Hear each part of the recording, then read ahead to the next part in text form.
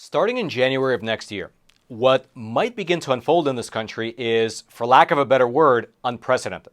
After years of record-breaking illegal immigration, well, you have the incoming Trump administration very serious about deporting millions, or perhaps even tens of millions of people from the interior of the United States. Not from the border regions, but rather from local neighborhoods throughout the whole country. And so if you just logically think about that, well, the number of raids, roundups, fights with police, manhunts, detention centers, government buses, chartered flights, and everything else involved in an operation like this is going to be huge. Even just the sheer amount of cell phone video footage that will likely be floating around the internet, as you literally have 1 million people per year at a minimum getting dragged away and deported, well, it's going to be voluminous. This really might become the single biggest news topic over the next year, if not the next 2 years. However, that's only if Trump can actually institute his deportation plan. Because despite a strong electoral mandate, which includes winning the popular vote, the electoral college vote, as well as winning a Republican majority in both chambers of Congress, well, Trump will actually still have an uphill battle to implement his agenda. In fact, there are forces already, right now, gathering their strength in order to push back against him come January. And so today, let's go through what those forces are, as well as the general challenges that Trump will face in his effort to deport potentially tens of millions of people.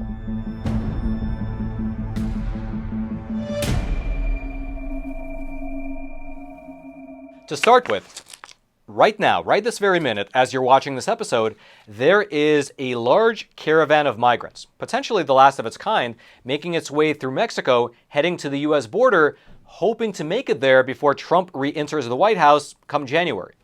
And the reason that this migrant caravan is racing against the clock is because they all know that once Trump is back in office, migration policies in the U.S. will change dramatically. And they are correct in thinking that.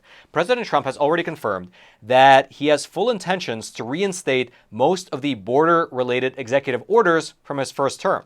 And just for your reference, here's a short list of what that actually means, meaning what border policies are about to get re-implemented. The ending of temporary protected status for residents of Cuba, Haiti, Nicaragua, and Venezuela. Deactivating the Customs and Border Protection One app, which has been used by migrants to set up asylum appointments remotely using their phones. Banning entry into the U.S. from citizens of certain countries, including Muslim-majority countries. Continuing the construction of a border wall. Ending birthright citizenship. Re-implementing Title 42, which restricts migrants from being able to enter the U.S. if that migrant is suspected of carrying a harmful disease.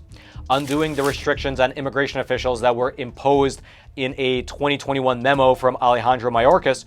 And just for your reference, that particular memo, it complicated ICE's ability to deport people who threaten either national security and or public safety. Trump said he's also willing to implement restrictive visa policies and or even enact tariffs on any country that's unwilling to take back their immigrants.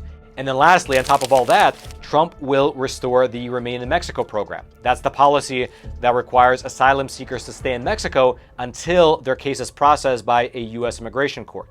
And so these 9 different policies, they will make it significantly harder for migrants to be able to just sneak into the U.S. and then get bussed into the interior of the country. However, aside from these 9 different policies aimed at keeping people from jumping the border, well, there's a much bigger plan in the works to remove the illegal migrants who are already here. In fact, no other aspect of Trump's proposed border policy has sparked more media backlash and media coverage than his plan to, what he calls, enact the biggest deportation in history. Here's, in fact, Trump himself describing this effort on the campaign trail. We're taking in people from prisons. We're taking in people from mental institutions. We're taking in murderers and drug lords. We're taking in people that are very, very sick with diseases that will be spread all over our nation. We're doing the wrong thing for our country. It's going to be very hard to recover from that, but we're going to start on day one with deportation. Trump then actually reconfirmed his commitment to this deportation plan just 1 week before the actual election day when he wrote the following over on Truth Social. Quote, "The United States is now an occupied country, but it will soon be an occupied country no longer. November 5th, 2024 will be Liberation Day in America. On day one, I will launch the largest deportation program in American history. And indeed, after winning the election, President Trump appears to be completely serious about implementing this large-scale deportation effort. To that end, one of the very first personnel assignments that he made after getting elected was to assign the former acting director of ICE, Mr. Tom Homan, as the new Trump administration border czar. And if you happen to be unfamiliar with Mr. Tom Homan, well, we put together a short montage of exchanges between him and lawmakers that will give you a bit of a taste of the kind of energy that the man is bringing to the job as the new border czar in charge of America's deportation effort. Take a listen. I find it very offensive that anybody would compare any federal employee, frankly, to someone who, the Gestapo or running Nazi concentration camps. That is very offensive. I have 15 seconds and I yield it to you. Thank you for saying that. I wish somebody in Democratic leadership would say that out loud. Look, you want to know why there's 50,000 people in detention? You want to know why we have 1 million illegal entries in the United States? You want to know why we have these issues? Because you have failed to secure the border. You have failed to work with this president to close the 3 loopholes we've asked for 2 years to close. So if you want to know why this issue exists, you need to look in the mirror. You have failed American people for not securing the border and closing loopholes. Mr. Homan, please respect the chair's authority. I respect the chair's authority, but the chair... Mr. Homan! You work for me. I'm a taxpayer. I'm a taxpayer. You work for me. The witness will suspend. Absolutely. If I can respond to the earlier remark from Washington Schultz, I forgot more about this issue than you ever know. So if you say my testimony is inaccurate, it's wrong. Everything I said here is accurate. Bottom line. If you want to go toe-to-toe, I'm here. I'm here in my own time to speak to the American people about what's false and what's fact. I'm sure happy to go toe-to-toe with you, Mr. Homan. Well, happy I'm to do here. that any day. But you got to let me respond to your question rather than dropping a bomb and running away. And so the recommendation, of the many that you recommended family separation. I recommended zero tolerance. Which includes family separation. The same as is with every U.S. citizen parent gets arrested when they're with a child. Zero tolerance was interpreted as the policy that separated children from their If I get arrested for DUI and I have a young child in the car, I'm going to be separated. When I was a police officer in New York and I arrested a father for domestic violence, I separated that father Mr. from his Homan, family. with all due respect, legal asylees are not charged with any crime.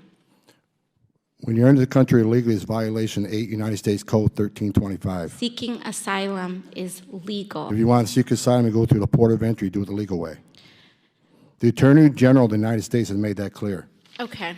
And as you likely guessed by those clips, Tom Homan's, you can say, no-nonsense attitude has made him rather respected among the rank and file. In fact, to that end, on the very morning that Trump made the announcement regarding the border czar position, Tom Homan, he had an appearance over on Fox and Friends wherein he said that he literally had to turn his cell phone off for 3 days prior to the announcement because it was just blowing up. He was getting flooded with thousands of messages and calls from both Border Patrol agents as well as ICE agents who were just excited about the prospect of his return. He also said during that interview that he received thousands of messages from retired as well as former agents who are looking to get back into active service in order to help with the general deportation effort. Take a listen. Look, I shut my phone off Friday night because I couldn't handle the phone calls, the texts, and emails from thousands of ICE agents and Border Patrol agents excited about the rumor I'm coming back. But more importantly, that thousands of retired agents,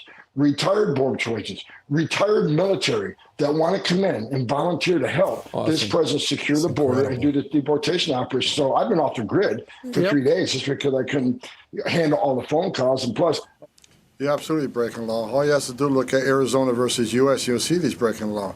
But look, me and the Denver mayor, we agree on one thing. He's willing to go to jail. I'm willing to put him in jail.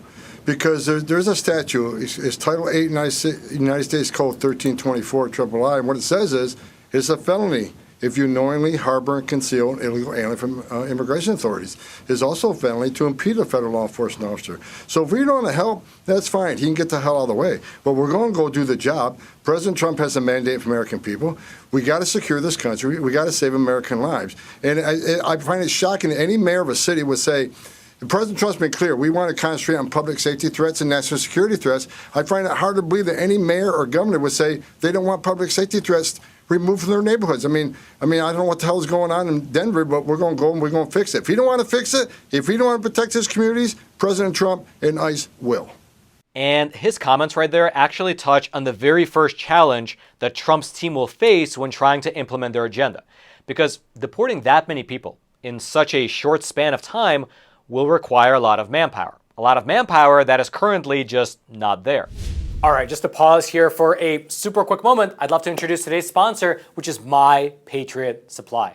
Look, if you watched my earlier several episodes regarding survival and survival kits that you should have in your home, well, I would highly recommend My Patriot Supply to be your supplier for all those various items that you need. Because, look, after the election, you probably fall into one of two camps. Either you think things are very bad and they're going to get worse, or you think maybe the country is now on a better track and things are going to get better. But regardless of which camp you fall into, whether you think things are bad or better, well, when things are good, you should actually be preparing. That's the time to prepare, not when everything falls apart, which is exactly why I recommend My Patriot Supply. Not just because they sponsor the channel, but because they really are one of the best in the business. Whether it's emergency food kits, solar power generators, water treatment systems, they really have great products. And right now, you can get their 4-week emergency food kits for $50 off. And their 4-week emergency food kits really are good. And they include some great meals like creamy Alfredo pasta, addicting snacks like sweet banana chips. Basically, even though it's emergency food, the food is actually good. And with warehouses that they have located across all of America, My Patriot Supply can actually send you your 4-week emergency food kit in as little as 1 day. So you order it today, it might actually arrive at your doorstep the next day. So simply head on over to preparewithroman.com to get your 4-week emergency food kit now. Don't wait. Emergencies can happen at any time. When things are good, when things are stable, that's the time to be preparing. So again, that's preparewithroman.com. Get your 4-week emergency food kit today and tell them that Roman sent you. According to a fiscal report that you can see up on your screen, published by the Department of Homeland Security last year for fiscal year 2024, it showed that ICE has only about 21,000 employees. And out of those, 7,000 are agents. And there is literally no way that you can have 7,000 agents deport millions or tens of millions of people. Therefore, Trump is now floating the idea of using the military to fast-track the operation. To that end, on November 18th of this year, you had Tom Fitton of Judicial Watch post the following message on Truth Social, which said something to the effect of the Trump administration is gearing up to declare a national emergency and use military assets to assist their mass deportation program. And to that message, President Trump responded by simply saying, true. Now, by itself, if that was the full story, that would likely be illegal. The Posse Comitatus Act prevents federal, meaning military assets, from participating in law enforcement activities unless expressly authorized by Congress to do so. The idea behind that particular law is to prevent military interference in civilian affairs. However, there are some important exceptions to that law. The first one, ironically you can say, is the Insurrection Act. Originally enacted in the year 1792, that law grants the president the authority to deploy U.S. military domestically and to use it against American citizens under certain conditions that Trump can claim are currently in play. It's only been used a handful of times in U.S. history, by Lincoln during the Civil War, by both Eisenhower as well as Kennedy during desegregation, as well as by George H.W. Bush during the LA riots. So that is one potential route that Trump could take. The other option, and something that Trump has alluded to on numerous occasions, is the invocation of something known as the Alien Enemies Act of 1798. That law allows the sitting president of the U.S. to deport anyone who is not a U.S. citizen if that person happens to be from a country with which either there is a declared war or a threatened or attempted invasion or predatory incursion. And Trump has said in past statements that he will use that law to initiate a federal effort called Operation Aurora to target undocumented migrant gang members. And just for your reference, Aurora in Operation Aurora is a reference to that town over in Colorado where you had entire apartment complexes get taken over by Venezuelan gangs.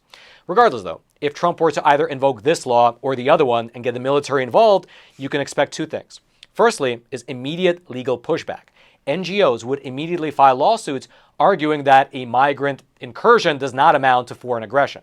And then secondly, the legacy media will plaster the optics of the military being used in America against its own people on every single front page and on every single TV news station. You might remember that famous image from the year 2000 when you had a little Cuban boy named Elian Gonzalez being captured by federal agents at gunpoint in Miami while he's trying to hide in a closet.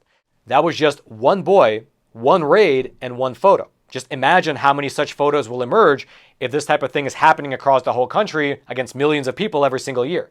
It might actually be enough to turn public sentiment against the mass deportation effort, which is exactly why you have some policy experts suggesting that if the military is to be used, it should serve in a supporting role in terms of logistics and administration rather than actual boots in the ground. For instance, you had a recent interview over on CBS News wherein Mr. Joseph Nunn, who is a national security lawyer over at the left-leaning Brennan Center for Justice, say the following, quote, "Suppose you want to set up a checkpoint on a highway in Texas or Arizona. Under normal circumstances, you need 5 Customs and Border Protection agents to run a checkpoint. If you have access to military personnel, you can run a checkpoint with 1 CPB agent assisted by 4 soldiers. Then suddenly, 5 CPB agents assisted by soldiers can run 5 checkpoints instead of 1. And so that's one idea. Another was floated by Mr. Tom Homan, and he said that in order to address the personnel shortage, he will not only work to rehire retired ICE and Border Patrol agents, but also to hire outside contractors to handle things like transportation, as well as setting up tent detention facilities. Take a listen. But my plan is, and I've been very vocal about this, we're going to contract as much work out as we can. Work that doesn't require a badge and a gun, because I need badges and guns on the street to do the deportation operation. So when it comes to driving bus transportation, whether it's ground or air, whether it's processing, whether it's some other administrative duties, contract that work out. Because right now we got badges and guns doing that work. Get them out of that administrative work, put more on the street, and that's what we're going to do. Now, aside from Mr. Tom Homan, another indication that President Trump is rather serious when it comes to implementing this deportation agenda is his choice of Mr. Stephen Miller as the Deputy Chief of Staff for Policy. In case you're not aware, Stephen Miller was essentially the architect for most of Trump's immigration policies during his first term in office. And in terms of the second term, well, here is what Stephen Miller said while speaking at this year's CPAC on that very topic. You would establish large-scale staging grounds for removal flights. So you grab illegal immigrants and then you move them to the staging grounds, and that's where the planes are waiting for federal law enforcement to then move those illegals home. You deputize the National Guard to carry out immigration enforcement, and then you also deploy the military to the southern border, not just with a mission to observe, but with an impedance and denial mission. In other words, you reassert the fundamental constitutional principle that you don't have a right to enter into our sovereign territory, to even request the asylum claim. The military has the right to establish a fortress position on the border and to say no one can cross here at all. Yes. And so you can see President Trump appears to be hiring like-minded people to enact this deportation agenda. And this agenda currently appears to enjoy majority support from Americans, at least according to recent polls. And perhaps surprisingly, this support appears to cut across party lines. For instance, in September, Ipsos conducted a poll of over 1,000 Americans representing the general population. And this poll found that more than half of all Americans, including a quarter of Democrats, support the mass deportation of immigrants who are living in the country illegally. And then more recently, after Trump's election victory, CBS conducted a poll of their own, and they found that 57% of all Americans are still in favor of mass deportation, compared to 43% who are against it. And so again, it appears that at this very moment, public sentiment is on his side. But with all that said, one of the big lingering questions is how many people will actually get deported under Trump's second term? And the answer to that is not exactly clear. It's a bit open to interpretation. In May, during an interview with Time magazine, President Trump floated the idea of having, quite literally, 15 to 20 million illegal migrants get deported. But then in August, when J.D. Vance was pressed on the logistics of deporting so many people over on ABC News, well, he said the following. You are going to have to deport some people. Let's start with 1 million, then we can go from there. And interestingly, ever since they actually won the election, neither Trump, Vance, or anyone else on their team has yet to state an official number in terms of the number of illegal migrants that they'd like to see deported.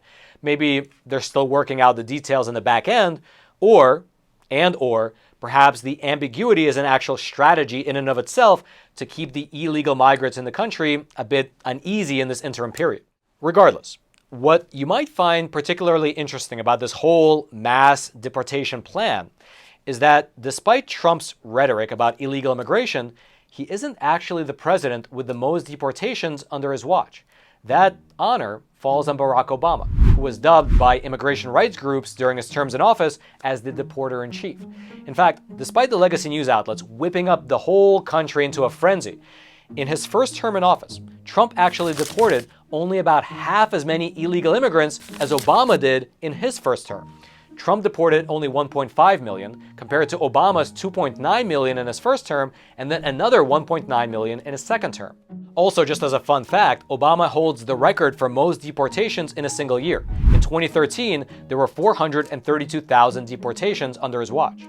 And this disparity between the two administrations becomes really evident when you look at this chart here, published by the Cato Institute, showing a clear drop after Obama. And in terms of why that drop occurred, according to this analysis, the major reason for the drop is that during Obama's second term, across the whole country, you saw the establishment of many sanctuary cities that began to refuse to comply with ICE. And so when Trump came into his first term, well, he actually inherited the pushback from Obama's second term, and therefore he was not able to deport as many people. And actually, believe it or not, the current Biden administration is on track to tie Trump's first term in terms of raw deportation numbers, at least according to data from the Migration Policy Institute.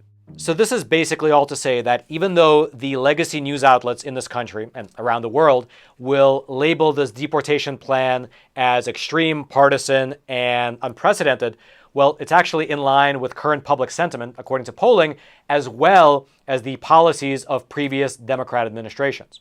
However, that does not mean that the plan will be simple to execute on. That's because besides the personnel challenges that we already discussed and the possibility of using the military, well, there are 4 other large obstacles that Trump is going to run into this time around. The first obstacle has to do with the criminal designation.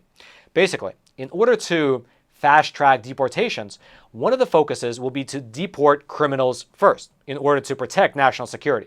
And so basically, if an illegal migrant, besides already breaking immigration laws, if he or she broke any other laws while in the country, or if that person had a criminal record prior to entering the U.S., they will be prioritized first for deportation. This was something that Tom Homan mentioned during that earlier interview we alluded to over on 60 Minutes. Can you just limit it to criminals and national security threat, though? If I'm in charge of this, my priorities are public safety threats and national security threats first. And the idea of prioritizing criminals is not anything new. Obama actually made a similar effort. In fact, in remarks that Obama made back in November of 2014, which is exactly 10 years ago now, he highlighted his effort to concentrate on criminal illegal immigrants. Take a listen. Even as we are a nation of immigrants, we're also a nation of laws. Undocumented workers broke our immigration laws, and I believe that they must be held accountable, especially those who may be dangerous. That's why over the past 6 years, deportations of criminals are up 80%. And that's why we're going to keep focusing enforcement resources on actual threats to our security. However, both Obama, as well as now Trump, they're both going to run into a very similar problem. Basically, if you're going to be using the criminal moniker to justify mass deportations, well, you're just going to run out of names very quickly. Because if you want to deport a minimum of 1 million people per year, well, there are just not enough illegal migrants with additional criminal records to fill up that huge number. In fact, along that line, Mr. John Sandwich, who was the former acting director of ICE, he gave an interview over on CNN where he explained in rather good detail why going after quote-unquote criminals is not totally realistic. Take a listen. We have 11 to 12 million immigrants in this country, the vast majority of whom have never committed a crime. According to all the available data, 4.6 million of these people are in mixed status families, meaning a mother, a father, an undocumented mother or father with U.S. citizen children or a U.S. citizen spouse. So when you talk about 1 million people, you can't get there without getting into that population. And now you're talking about ripping families apart. And so I think we all agree, look, we have to use ICE as a public safety tool and focus on those individuals who are committing crimes in the country. But when you kind of turn it into a numerical game and say we're going to hit 1 million in a year, you're not talking about just criminals. They aren't 1 million criminals to get. You're talking about families, and that's the real concern here. And so that's one challenge that the Trump administration will face when enacting their deportation agenda. However, you might say, if you're watching this episode, it doesn't really matter. If the person is here illegally, they are already a criminal, even if they didn't break any other laws, which is true. But that also brings us to our next challenge, which is logistics. The process of systematically moving millions or even tens of millions of human bodies across thousands of miles, across even borders, is not easy, especially when the people you're moving, they don't want to be moved, they don't want to be found, and then the countries you're moving them to might not even necessarily want those people back. In fact, along that line, Mr. Stephen Miller, who is again Trump's pick for the Deputy Chief of Staff for Policy, he gave an interview over on Charlie Kirk's show wherein he discussed the issue of logistics in much greater depth. Take a listen. You do a raid. Let's say you go to a food processing facility where you know there's a lot of illegal workers. That raid might net illegal aliens, just that one raid, right, from 24 countries. So most countries will refuse to let you take back an alien from a different country. Mexico's not taking illegal aliens from Vietnam, and you could force them back, of course, but that's also a much quicker trip, right? If you're a Vietnamese illegal alien, it's much more inconvenient to be sent back to Vietnam. So you build these facilities where then you're able to say, hypothetically, three times a day are the flights back to Mexico. 2 times a day are the flights back to the Northern Triangle. Right? On Monday and Friday are the flights back to different African countries. Right? On Thursday and Sunday are the flights back to different Asian countries. So you create this efficiency by having these standing facilities where planes are moving off the runway constantly, probably military aircraft, some existing DHS assets. And that's how you're able to scale and achieve the efficiency. And so obviously there's going to have to be a lot of logistical planning on a very, very huge scale. You have to find the names and locations of all these migrants. You have to do raids. You have to physically capture them. You have to process them. You have to house them even for a short period of time. You need buses to move them around. You need to charter airplanes. You need detention facilities and so on. It's a massive, huge endeavor. However, on that last point regarding detention facilities, there does appear to be some forward momentum. Just last week, you had the Texas Land Commissioner officially offer the Trump administration 1,402 acres of state-purchased land along the Texas-Mexico border that can be used for mass deportation operation. Specifically, in the letter that she wrote to Trump, here is what Texas's Land Commissioner wrote, quote, "My office is fully prepared to enter into an agreement with the Department of Homeland Security, Immigration and Customs Enforcement, or the United States Border Patrol to allow a facility to be built for the processing, detention, and coordination of the largest deportation of violent criminals in the nation's history." Now, obviously, this is a noteworthy gesture, but it's worth mentioning that that space alone wouldn't even come close to housing the number of migrants expected to need detention. But it is a first step, and it shows the possibilities that you can have Republican states proactively cooperate with the Trump administration and freely offer up things like resources, personnel, land to get the job done. However, though, that leads us to the third challenge facing Trump, which are blue states. Because while red states might proactively assist him in this operation, blue states, and in particular Democrat-controlled sanctuary cities, might go in the exact opposite direction.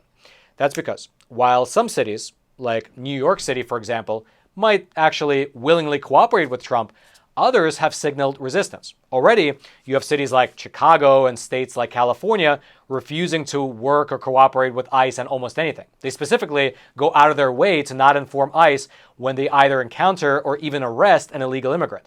Basically, there's already no cooperation.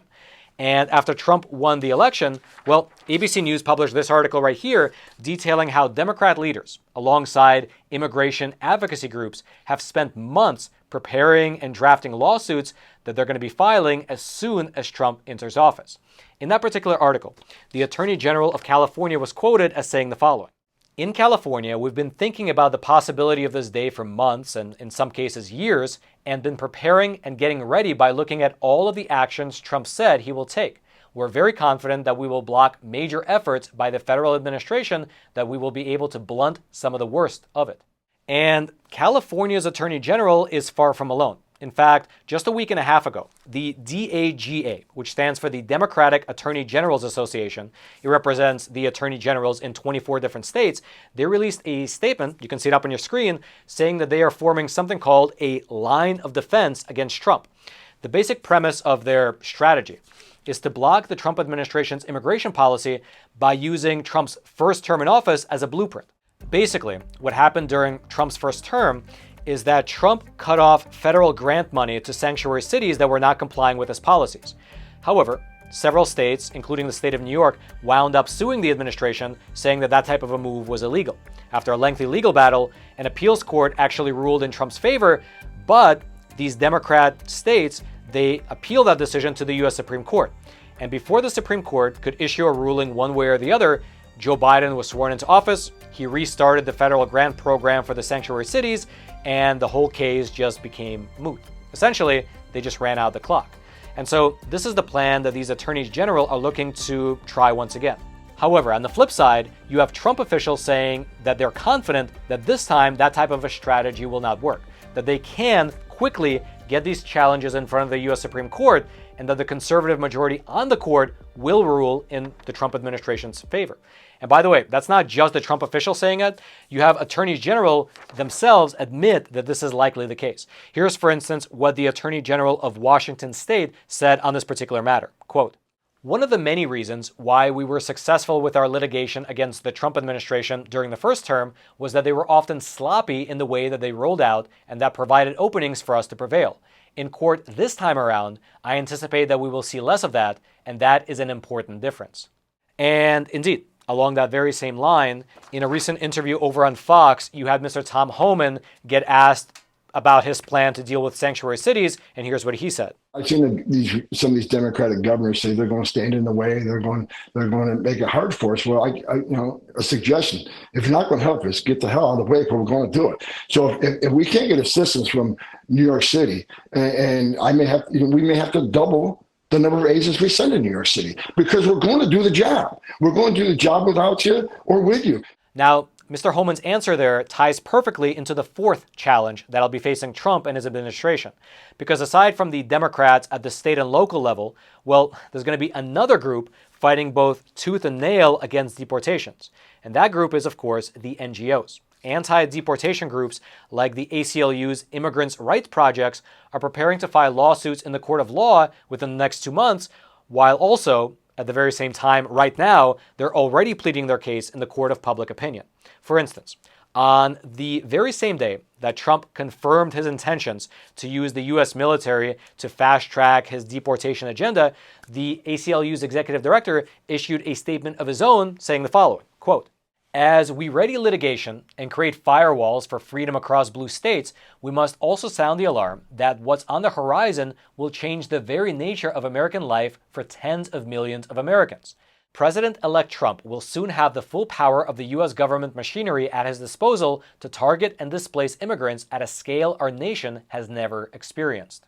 Then, a few days after issuing this statement, the ACLU itself published an article, you can see it up on your screen, urging Joe Biden to use his remaining time in office to limit Trump's deportation agenda by closing down as many ICE detention facilities as humanly possible. Quote, "The ACLU is calling on President Biden to close detention facilities and halt ICE's current detention expansion plans.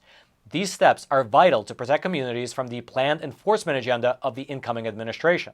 They are also vital to saving lives and preventing abuses against people in ICE custody, often committed by for-profit prison companies.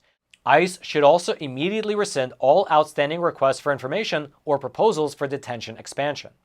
Alongside this open letter to Joe Biden, the ACLU actually maintains this webpage right here, which comes with a pre-filled out petition letter requesting the Biden administration to stop the expansion of ICE facilities. All you have to do is fill out your name and address, and the letter will get sent on your behalf.